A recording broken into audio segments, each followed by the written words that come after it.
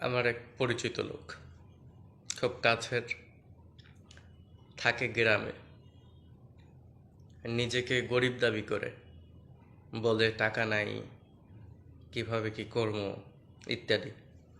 এখন ও কয়েকদিন আগে একটা পার্সেল অর্ডার দিল দারাজ থেকে। আমি আপনাদের দেখাই আসলে পার্সেলটা।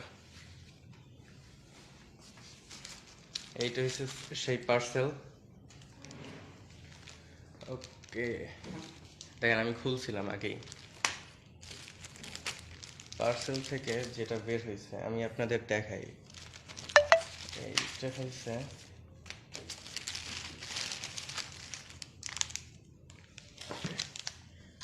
যেটা বের হইলো সেটা হয়েছে এইটা। ভাই, এইটা আইফোনের একটা পোর্ট, পোর্ট না পোর্ট কি জানি, এই দেখেন এই আইফোনের। ভাই, তুই গরিব, তুই অনেক গরিব, আমি বুঝতে পারছি ভাই, অনেক গরিব ভাই।